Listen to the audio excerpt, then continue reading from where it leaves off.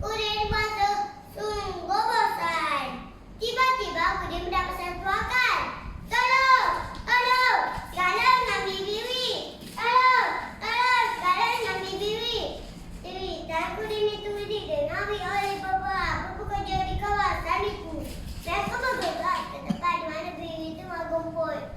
Apabila sampai di kawasan itu, mereka melihat Udin sedang tertawa. Kakak, kamu semua sudah tertipu. Mana ada serigala di kawasan ini? Atau Udin sambil tertawa. Udin rasa gembira kerana dapat mempermainkan orang lain. Cik, kamu mempermainkan kami atas salah seorang putera itu dengan Nora. Putera ini memang nakal, atau putera itu yang lain.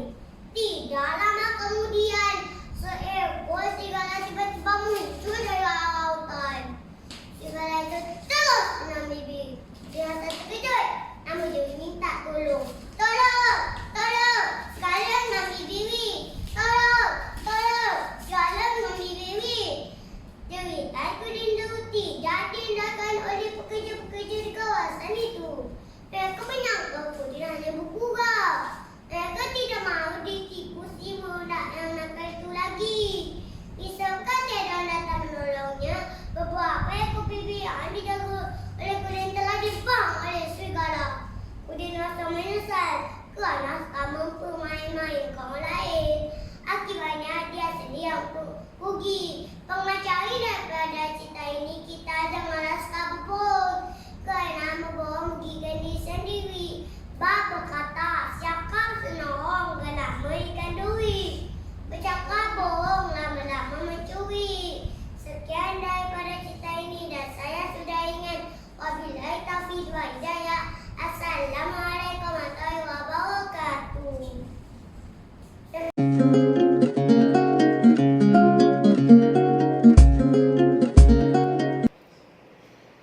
Assalamualaikum dan selamat sejahtera.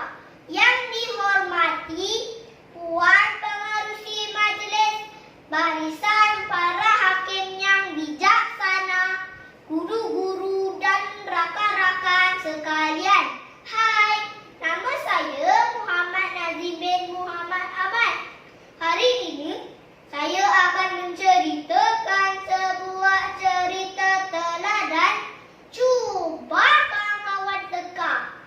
Hei perempuan tua, jangan kau pandai-pandai mengaku dirimu itu ibuku. Ibuku tidak sekotak ini. Aku anak orang kaya. Lebih baik kau pergi dari sini. Pengawan, halau perempuan tua ini. Hamba benci lihatnya. Pada zaman dahulu kala, di sebuah kampung yang terpencil, terdapat sebuah keluarga yang miskin.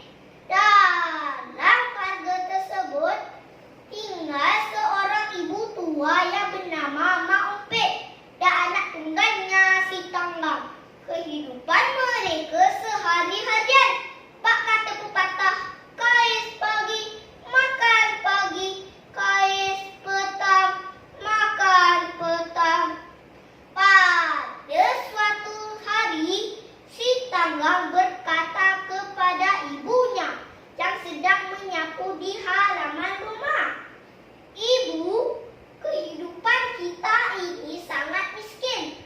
Tanggang rasa eloklah Tanggang pergi merantau ke negeri orang mencari kekayaan.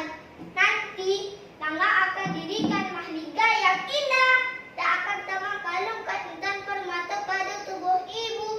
"Apa? Kau nak tinggalkan ibu, Tanggang? Ibu sudah tua.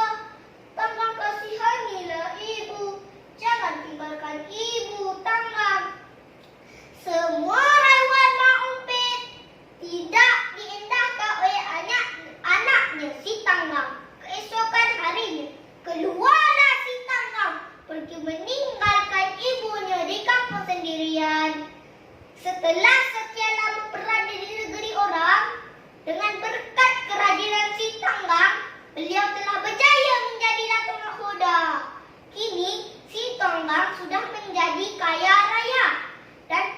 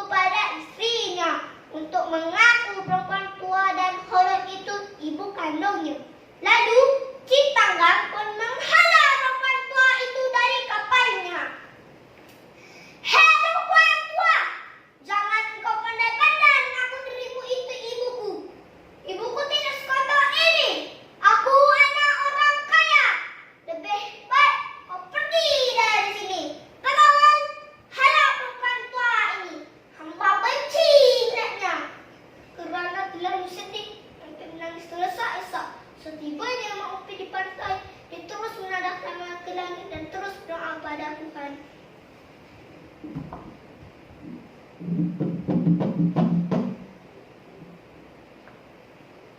Tuhanku, kalau benar si Tanggang itu ialah anakku yang kususui dari susuku, tunjukkanlah balasanmu ke atas anak yang durhaka.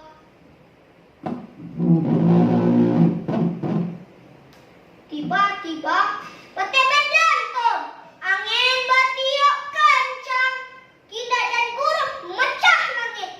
Suara anak kapal menjerit-jerit dari dalam kapalnya. Terdengarlah suara si Tangga melong. Ibu, ibu, ibu, ampunkan Tanggamu. Tanggang ini anak ibu.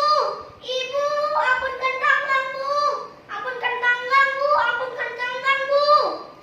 Akhirnya, Tanggang, istri dan anak-anak kapal menjadi batu. Para hadirin sekalian, itulah balasan kepada anak-anak yang tidak mengenang budi dan menderhaka kepada kedua orang tuanya. Terang bulan di malam sepi, cahaya memancar ke pohon kelapa. Hidup di dunia bola bakti, jangan sampai kita alpa. Sekian, terima kasih dan assalamualaikum warahmatullahi wabarakatuh.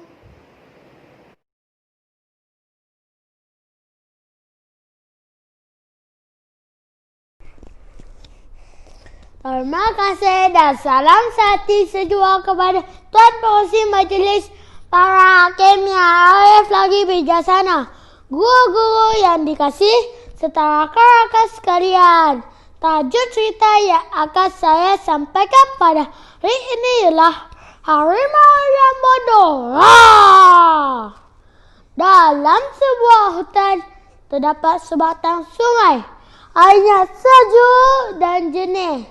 Seekor kera tinggal di situ. Pada suatu hari, ketika kera sedang makan, datang seekor harimau. Yang mengang kuat. Kura-kura menggigil ketakutan. Kemana kamu nak pergi? Saya nak makan kamu. Ha ha ha ha ha, kata harimau. Kura-kura terus berjalan. Tiba-tiba badannya dicengkap. Harimau terus menekan badannya. Mengapa kamu nak makan saya? Badan saya kecil, dari pun sedikit saja, kata kura-kura. Saya tak peduli, kata harimau. Ia tahu membuka mulutnya dengan luas. Harimau, kamu mesti pecahkan cengkram saya dulu. Ya, nanti saya balikkan kamu pada batu itu. Tentu cengkram kamu boleh pecah, kata harimau. Harimau, cengkram saya tak pecah, tapi batu itu yang pecah nanti, kata kura-kura. Cuba melakukan harimau. Harimau mencari akal lagi. Saya akan campakkan kamu ke dalam api. Tentu cengkram kamu boleh pecah dan saya boleh makan kamu. Ha ha ha ha ha. Oh, harimau, cengkram saya tebal. Kalau dibakar, dia lebih keras, kata kura-kura. Harimau memandang sekeliling. Kali ini saya tentu boleh makan kamu, kata harimau dengan penuh yakin. Cakaplah apa saja, saya tak takut. Nenek pupu, balas kura-kura sambil tersenyum. Saya akan campakkan kamu ke dalam sungai, kata harimau. Kura-kura terperanjat. Harimau, jangan masukkan saya ke dalam sungai. Jangan bunuh saya. Ayo kura-kura, nanti kamu juga yang akan menyesal, kata kura-kura lagi. Harimau tetap dengan pendiriannya. Dia telah mencapak kura-kura ke dalam sungai. Bush! Hei kura-kura, mengapa kamu ketawa? Kata harimau dengan garang. Kura-kura terus berenang dan berkata, Harimau, terima kasihlah kerana mengantar saya pulang, kata kura-kura sambil melambaikan tangannya.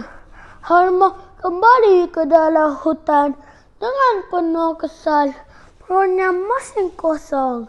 Rakan-rakan, pelajaran kita inilah kita hendaklah bijak dalam menyelesaikan masalah yang menimpa kita seperti yang dilakukan oleh kura-kura itu tadi. Sekian, terima kasih. Perempuan tua, jangan kau pandai-pandai mengaku dia mengerti ibuku. Ibuku tidak sekotor ini. Aku anak orang kaya. Lebih baik kau perampok di sini. Pengawan, halo perempuan tua ini. Hamba benci melihatnya. Assalamualaikum, salam sejahtera. Para hadirin sekalian, begitulah kesombongan dan keangkuhan si Tanggang terhadap ibunya dalam kisah si Tanggang anak derhaka yang akan saya ceritakan pada pagi yang berbahagia ini. Pada zaman dahulu kala, di sebuah kampung yang terpencil terdapat sebuah keluarga yang miskin. Di dalam keluarga tersebut tinggal Mak Ompit dan anak tunggalnya yang bernama si Tanggang. Kehidupan mereka sehari-harian. Bak kata pepatah, kais pagi makan pagi, kais petang makan petang. Pada suatu hari, si Tanggang berkata kepada ibunya yang sedang menyapu di halaman rumah, "Ibu, kehidupan kita ini sangat miskin."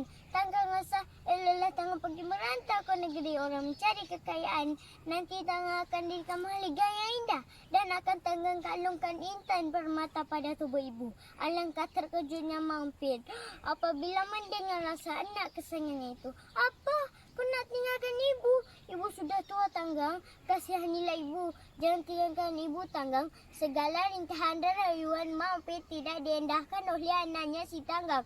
Keesokan harinya, keluarlah si Tanggang meninggalkan ibunya yang tua di kampung sendirian. Setelah sekian lama berada di negeri orang dengan berkat kerajinan si Tanggang, beliau telah berjaya menjadi atur nakoda.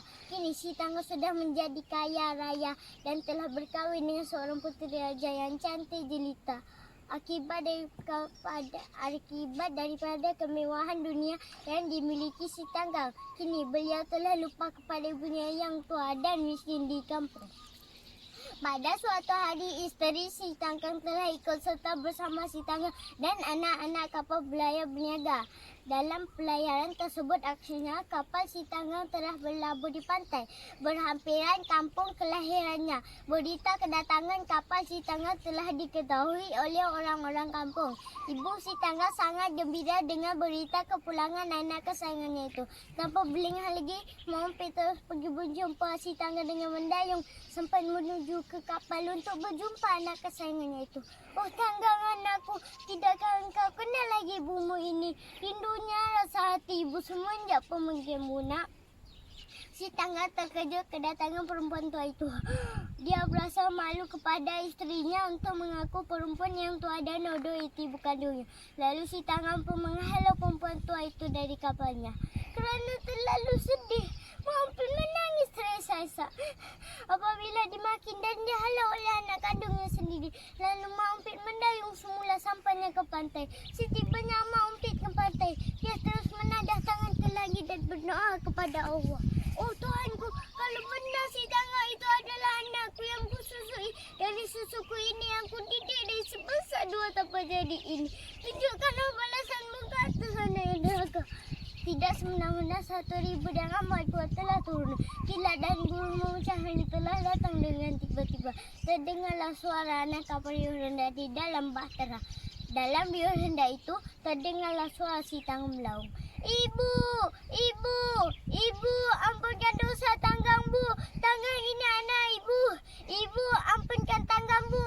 Ampunkan Tanggang bu. Ampunkan Tanggang bu." Bahtera si Tanggang semakin karam. Bukit dan lulung orang-orang di dalamnya semakin hilang. Akhirnya Tanggang, isteri dan anak-anak kapalnya menjadi batu. Akibat daripada penghinaan dan penderhakaan si Tanggang terhadap ibunya. Para hadirin sekalian, itulah balasannya kepada anak-anak yang tidak mengenang budi dan menderhaka kepada orang tuanya yang bersusah payah mendidik dan membesar dari kecil hingga ke dewasa. Terang bulan di malam sepi, cahaya memancar ke pohon kelapa. Hidup di dunia buatlah bakti kepada kedua ibu dan bapa. Sekian, terima kasih.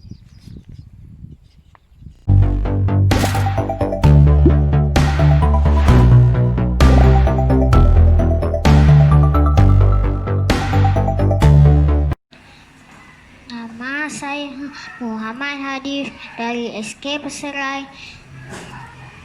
Assalamualaikum warahmatullahi wabarakatuh. Yang dihormati Tuan Berkerusi Majlis, Barisan Hakim yang arif lagi bijaksana, guru-guru serta rakan-rakan sekalian. Rakan-rakan nak dengar cerita tak? Cerita ini mengisahkan tentang bau busuk di dalam sarang singa. Di dalam sebuah hutan tinggal seekor singa. Singa jatuh sakit. Ia berehat di dalam sarangnya. Singa menyuruh semua binatang ke sarangnya. Tidak berapa lama kemudian datanglah 2 ekor binatang, iaitu beruang dan musang. Singa merenung pelawat-pelawatnya sambil tersenyum.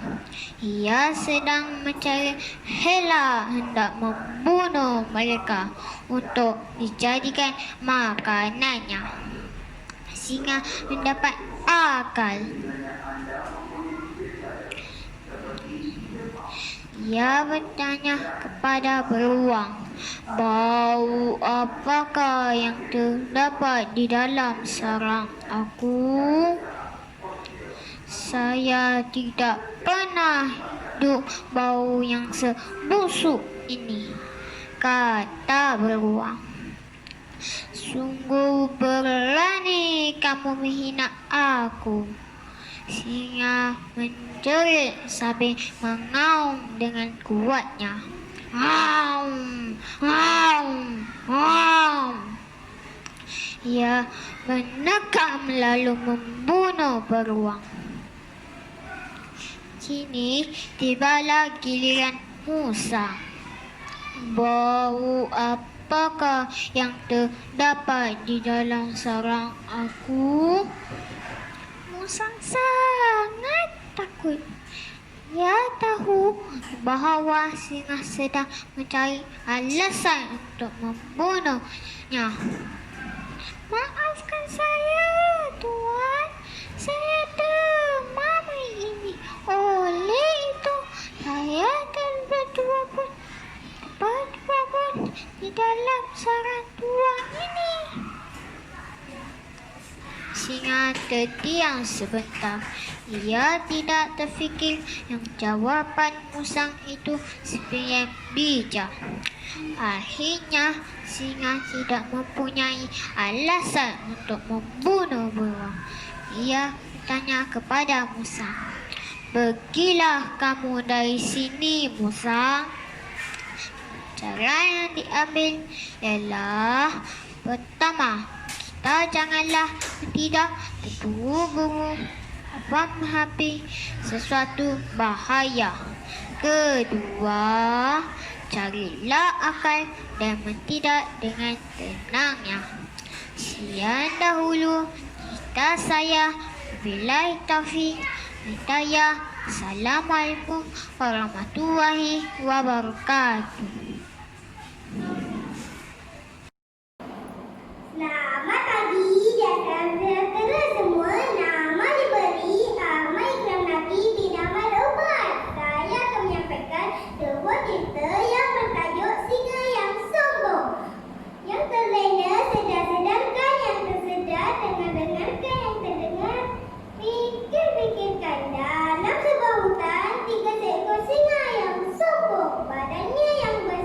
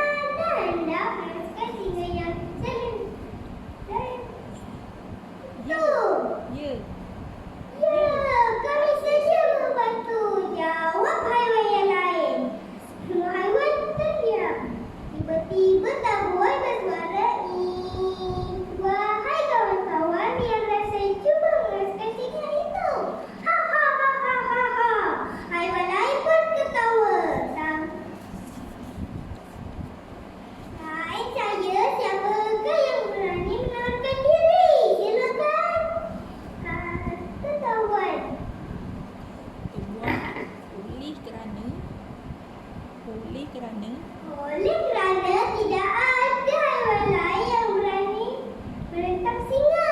Marilah kita sama-sama berfikir, sama-sama menyokong. sama-sama menyokong sang kawan sebagai diri kita.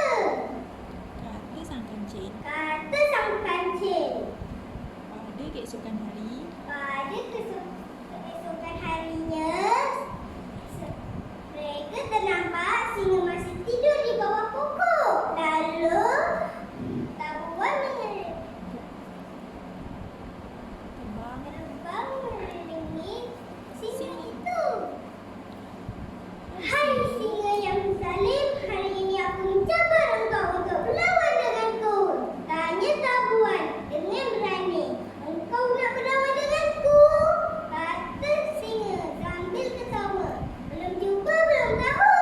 Walaupun aku kecil, tapi dengan azam yang kuat, aku akan mendapat rasakan kemalasanmu yang besar. Kata tabuan. Baiklah, kalau kau berani, marilah. Jawab singa.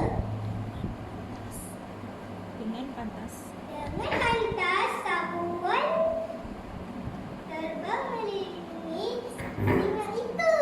Singa itu berpusing-pusing untuk melawan tabuan, tapi tidak berjaya. Lama-kelamaan, singa itu menjadi letih. Tabuan mengambil kesempatan. dengan pantas, Dengan pantas, tabuan mengambil kesempatan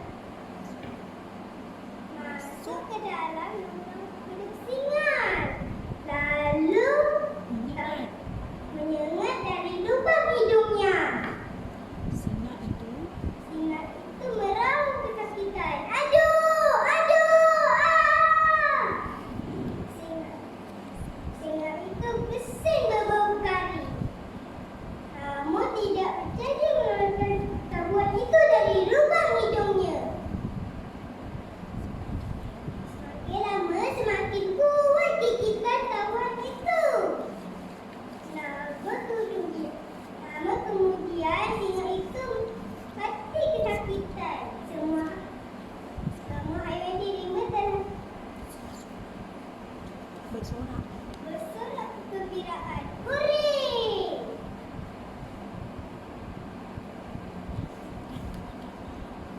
Ingat, Ingat kawan-kawan, orang yang besar tidak pastinya kuat dan orang yang kecil tidak pastinya lemah.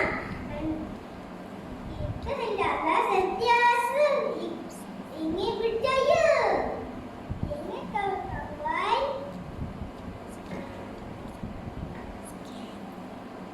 sekian. sekian, terima kasih. Assalamualaikum warahmatullahi wabarakatuh. Yang dihormati barisan para hakim yang arif lagi bijaksana. Saya Muhammad Nadir Azmin bin Muhammad Azwan akan menyampaikan sebuah cerita bertajuk Pemotong Kayu yang Jujur. Tersebutlah kisah nun jauh di pedalaman. Tinggalnya seorang pemotong kayu yang tua dan miskin. Adapun kemampuannya hanyalah mencari rezeki dengan menebang pokok yang sederhana, besarnya untuk dijual sebagai kayu api. Hanya isterinya lah peneman hidup saban hari tanpa dikurniakan anak.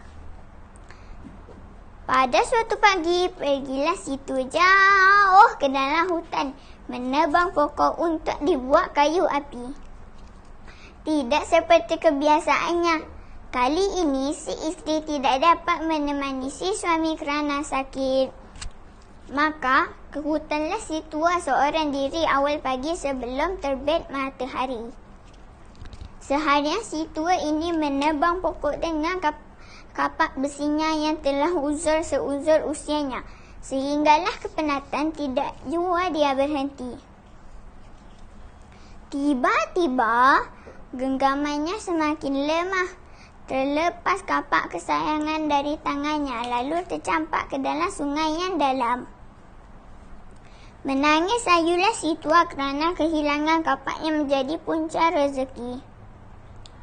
Hendak terjun mencarinya, takut pula dibawa arus. Merataplah ia mengenangkan nasib. Maka bersimpatilah padi-padi di langit melihat kegundahan si tua tersebut. Lalu turunlah ia dan bertanya, "Wahai orang tua, kenapa kamu bersedih hati?" Dengan perasaan takut dan terkejut dia memerhati sekeliling. Tiba-tiba dia terlihat akan pari-pari.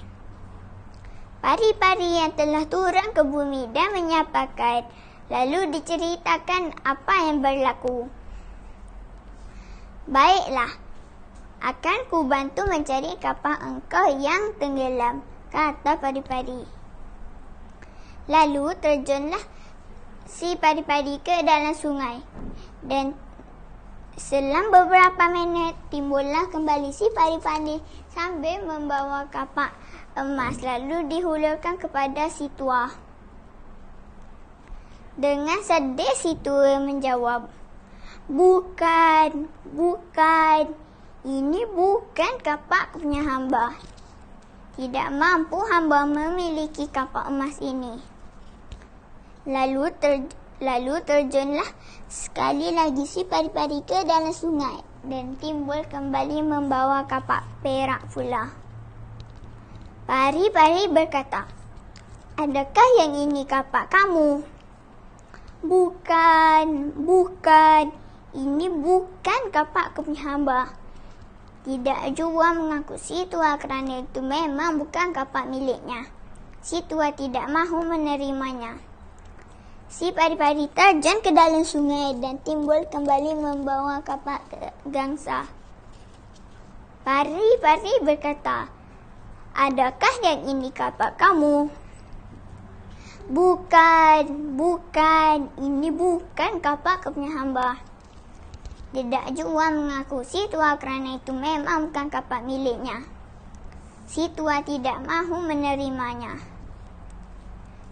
Si pari-pari terjun ke dalam sungai dan timbul kembali membawa kapak besi yang uzur. "Wahai orang tua, adakah yang ini kapak kamu?" kata pari-pari. Maka apabila terpandang akan kapak itu, gembiralah hatinya kerana itulah kapak miliknya. "Ya, itu kapak punya hamba," kata si tua dengan gembira. Lalu si pari-pari menyerahkan kapak itu kepadanya.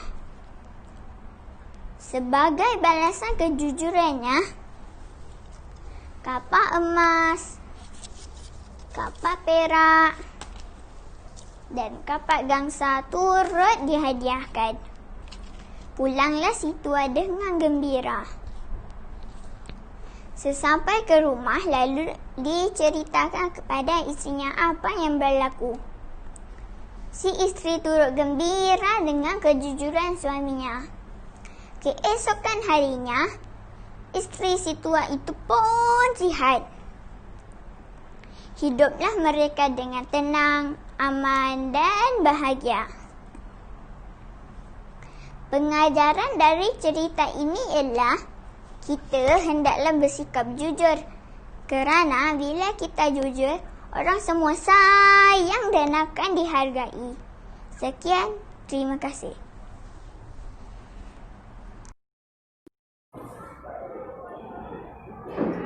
Yang dihormati Tuan Pengurusi Majlis Barisan Hakim yang alim lagi bijaksana dan guru-guru yang dikasihi sekalian. Hai kawan-kawan, nak dengar saya bercerita tak? Saya Daenarin Syabi Saifulizam Shah dari Prasekolah SK Senggarang ingin menyampaikan sebuah cerita yang bertajuk Sang Monyet dan Sang Semut. Dengar ya. Pada suatu hari yang indah, kelihatan sang monyet sedang bergaya pada akar pokok sambil mencari makanan.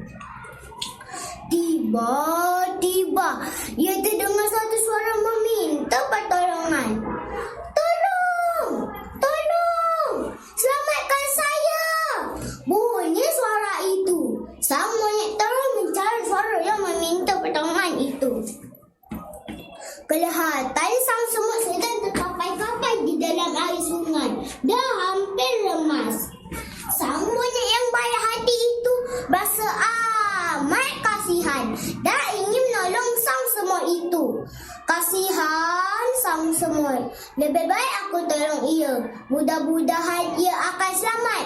Bisik hati kecil sang monyet. Sang semut, cepat naik ke atas ranting kayu ini, kata sang monyet sambil bergayut dan menghulurkan sebatang ranting kayu untuk menyelamatkan sang semut. Akhirnya sang semut dapat diselamatkan oleh sang monyet. Terima kasih sang monyet. Awak memang baik hati kerana menyelamatkan saya daripada mati lemas. Semoga awak akan membalas jasa baik kamu, ucap sang semut. Di suatu petang yang hening, sedang sang monyet mencari makanan. Tiba-tiba ia telah ditangkap oleh Raja Singa.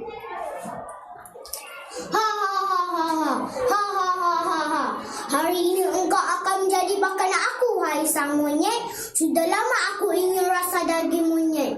Mesti sangat sedap rasa dagingmu ini, kata Raja Singa. Tolong, tolong, jangan makan aku, Raja Singa. Rayu sang monyet minta simpati. Kebetulan ketika itu sang semut berada di tempat kejadian. Ia berhasrat untuk menolong sang monyet daripada dimakan oleh Raja Singa. Aku raja.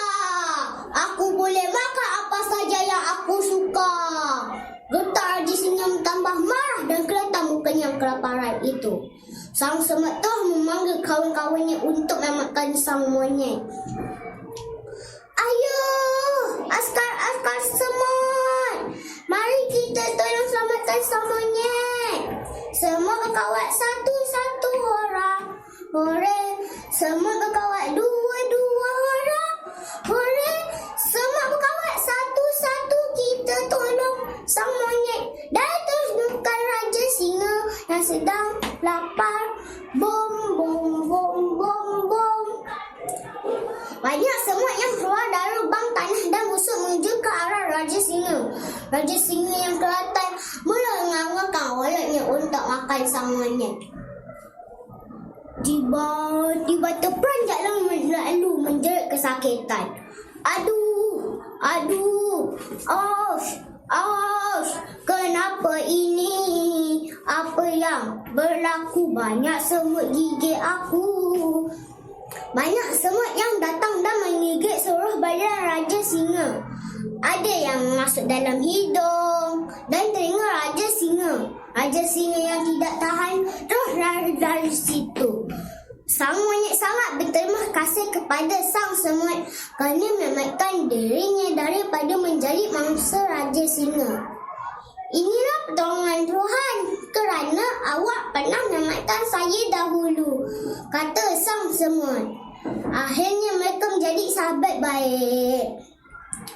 Pengajaran yang kita boleh dapat daripada cerita ini adalah kita mestilah tolong-menolong di antara satu sama lain. Sesungguhnya sikap tolong-menolong adalah amalan yang sangat mulia. Sekian, terima kasih.